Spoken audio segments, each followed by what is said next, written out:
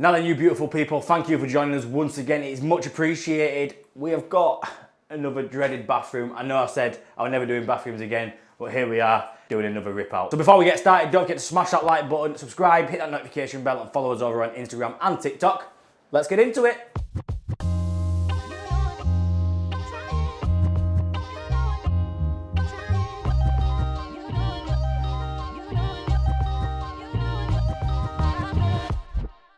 Another dreaded bathroom. Let's just get into it, get our hands stuck in and get it ripped out. So basically what we've got, toilet, basin, bath, electric shower, and behind here, we've got a radiator. So what's going back in? We've got bath staying where it is, but we've got a shower bath going in, which is just down there. And then we've got a new electric shower going in. I think it's a Myra we're putting in. I'll have to double check that. Radiator's getting moved from there to the side of the bath. So it's going on there. Basin staying where it is, but it's a wall hung one, so we need to get rid of all these pipe work that go across. So that's all got to go under the floor. Toilet staying where it is, but we've got lead coming through the wall. Dreaded lead pipe. So what we're going to do, I'm going to renew the waste. But it is absolutely chucking it down, so I won't be doing that today, that's for sure. So I'm hoping it's going to dry up towards the back end of the week and we can get that soil stack replaced, but I'm sure I'll show you that at some point.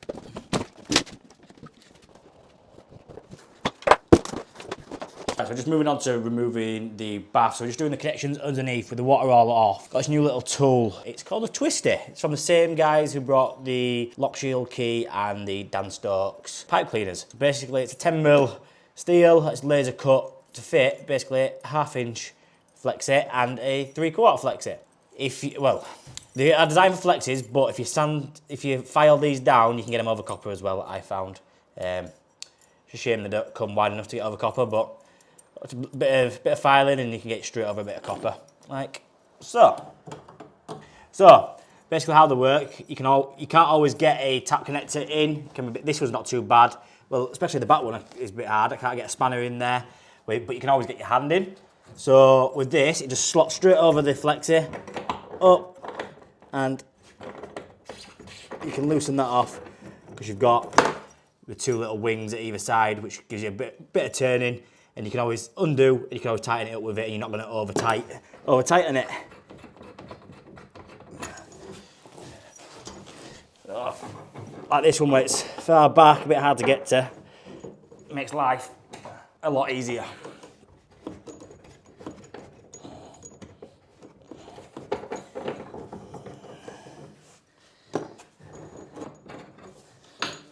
So that's that, them all disconnected. If you've not seen these before, do check them out. It's the Dan Stokes Twistys.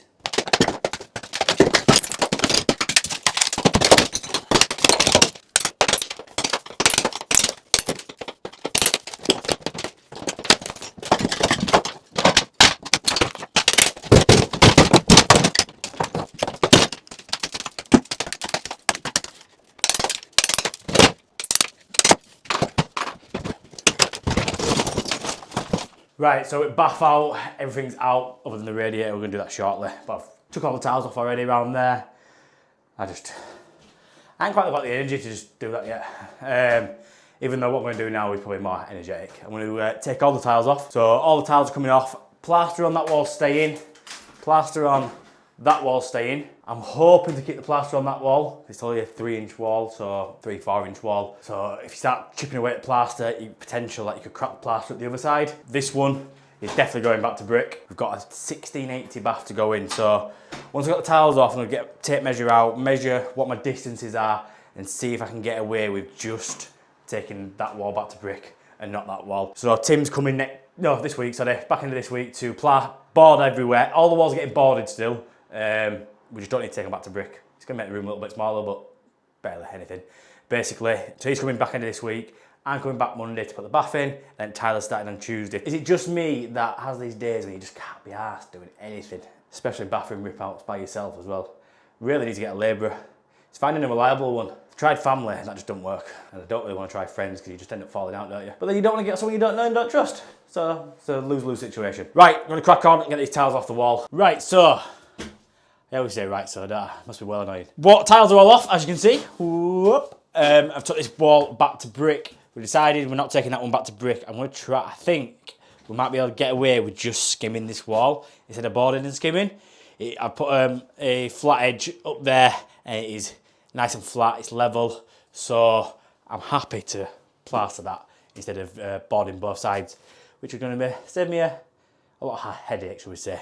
Because I've got 1700 and it's a 1680 bath, so by the time I've boarded that, that should make up my 1680. They don't tell you at college, when you're ripping all this out, you got all these bags to lift downstairs. Good job I'm not a big fat lad, because if anyone is fat, I wouldn't have the energy and stamina to take it up and down the stairs. A nightmare, I had about 15 bags of rubble to take downstairs.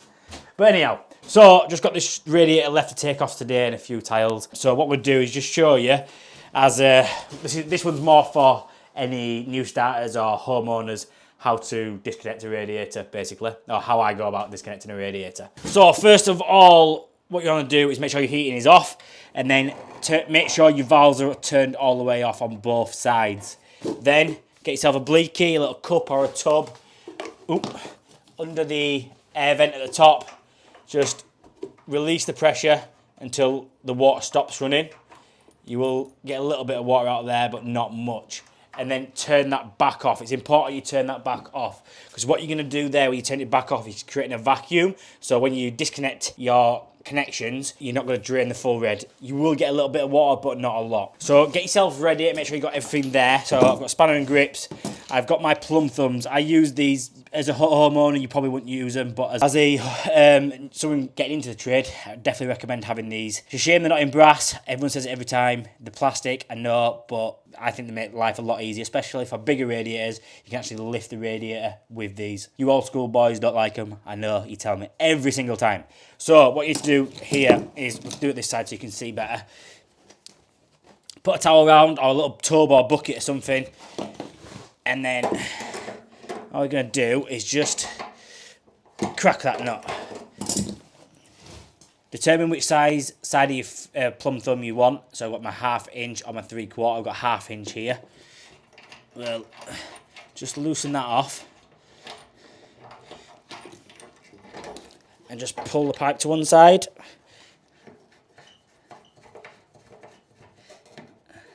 Put there and there, and that'll just stop the water from dripping. If you haven't got a plumb thumb, you can use just a standard stop end. That'll do the same job.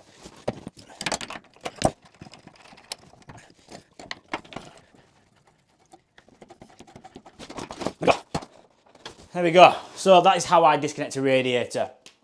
One last thing. Get yourself some caps with a bit of rubber washer in there. Put that on the end. Give it a little nip up. And then it just stops the valve, especially if you've got TRV, from passing. I'm going to be moving these pipes tomorrow, but just overnight, I'm going to put them caps on there just to be on the safe side, make sure that them valves don't start passing and flood the house. So yeah, that is how I remove a radiator. Right, back again for day number 2 on this bathroom refurb, and we've not got any footage. Late last night, there was no point filming anything else, there was not much to film. So this morning, the electrician come and he has put first fixed and moved the pull cord for the electric shower into the airing cupboard, so it's no longer got a scratty looking pull cord. I'm not a fan of pull cords, they don't look the best in bathrooms, should we say. Busy morning, finally getting around to doing some actual plumbing, which is nice. So first of all, we have put our cold feed in for our shower, bent that round, always protecting our pipe inside the block work, so we just put some duct tape around that just to protect the for any corrosion on the pipe work. Clip that across, and then what we're going to do, we've got our hot and colds here, which we need to take under the floor and bring back up where I've put these 2 marks here. Connect our hot and colds up here because the taps are going on the back wall. I don't like putting the taps on the back wall, but the bath we've got is a double ender. Now, no dirty minds. We were just plumbing, you dirty people. Bath tap there, big flexes going down. You can hard pipe them, but I find it easy to put some meter-long flexes down and we'll just connect up on here. 2 isolation valves on there, so that'll isolate the taps and the shower. And then what we're going to do is run across, tee into our pipes that are going to go down here, connect up, run them up the wall, tee back in, probably here and here, which go downstairs to the kitchen. And then we need to bring hot and cold to the basin, and then a cold along the wall to the toilet. So I've pulled a load of bends already, ready to go, just prepped myself, and yeah, we're gonna, hopefully there won't be much water in these bath got a feeling there's going to be, just because these go to the boiler, and I've only drained, obviously, drained from here. That's probably my lowest point. So from there, below is full of water, and so is the boiler. So how am I going to fix that and stop water from flooding through the ceiling, you may ask? I'm using the Derblaue. Yeah, great bit of kit. If you haven't got one, you don't know what it is, I'm about to show you. So the Derblaue is a plastic bucket which is completely flexible, can go as low and as big as you want. I've had this for 3 years now and it's not leaked once. It comes with it's got a magnetic band around there so you can mould it to whatever shape you want and it'll stay. And it's great for getting under pipe work like this under floors. So what I can do here is just crunch it up, fill the joist space, and you can see there that covers and makes a bucket and stops any water that's in these pipes going through the floor. But the next question you're going to ask is, how am I going to get that bucket back out without spilling the water? So that's where the main bit comes in handy. So when you buy the kit, you get this little bag which comes with one battery pack and one pump. So what we do is we put power lead into there. You can get a 240 lead for this, so you can plug it straight into the walls, but I find the battery packs better for bathrooms because obviously there's no plugs in bathrooms. And then that goes into your bucket, and then on your other end you've got a hose which then you can put it into a bucket, or in my case I'm going to put it straight down that pipe like so, clip it on, and then that's going to flush straight down outside into the drain. Let's just demonstrate and show you how it works.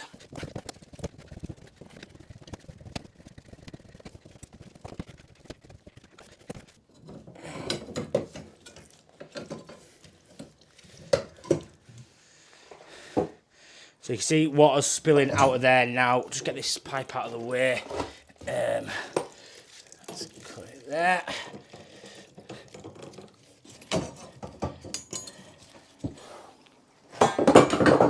So, water draining down there. I've not actually got that much water in there, but you still need to get rid of it before I can pull the bucket out. So, you put your pump into the water, press your button, and that's going to start pumping the water out of there.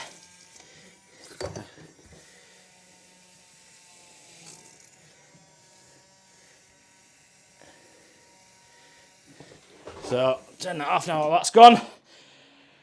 So it's a really good tool to have, and if you haven't got one, it's definitely worth the investment. It's not the cheapest kit in the world, but you can get it from Plumbing for Less. You can search them online, its website, and you can get this full kit. I can't remember exactly how much it is, but I'm going to have a word with them and see if I can get you a bit of a discount. And if I do, I'll let you guys know. So it's the Derblaue, it's the pump and the bucket. They do have loads of other stuff like slides, funnels and all sorts. So you're going to be seeing more and more on the channel. So yeah, do check it out, Derblaue.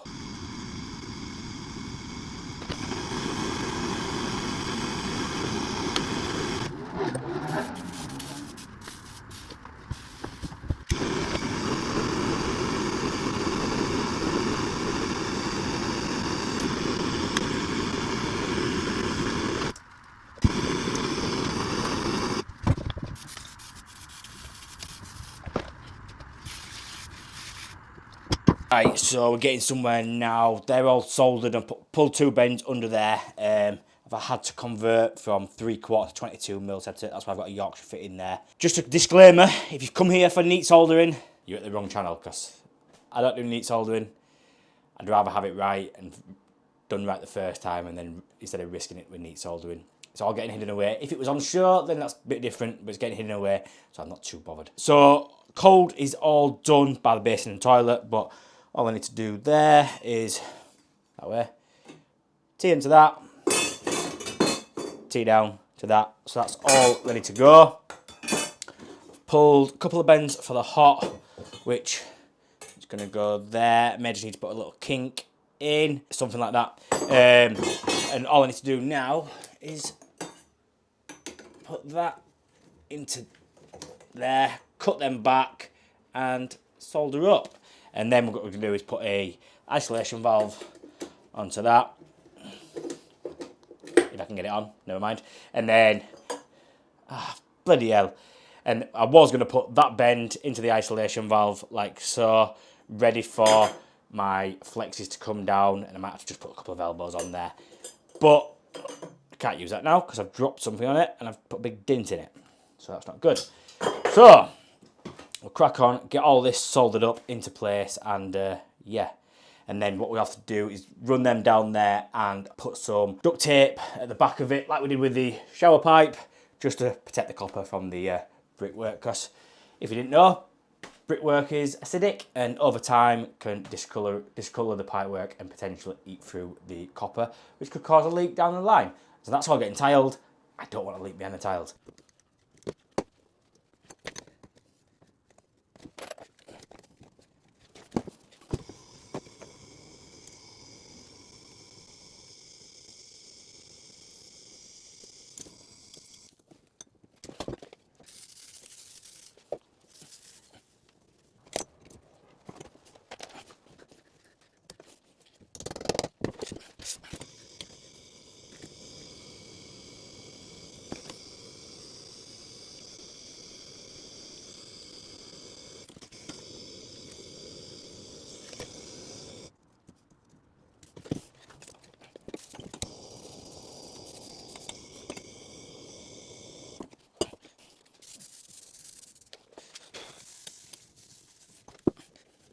Right, so we're pretty much all done here.